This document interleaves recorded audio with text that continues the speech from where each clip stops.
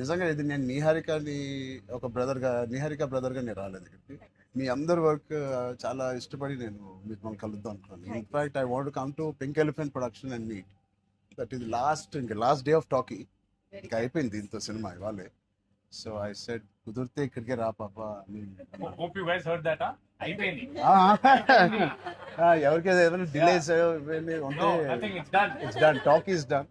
మేమే proof. ఒకే ఒక song ఉంది, అది కూడా చెప్పండి. అది మళ్ళీ ఎందుకలా వదిలేసాను అలా. అయిపోయింది.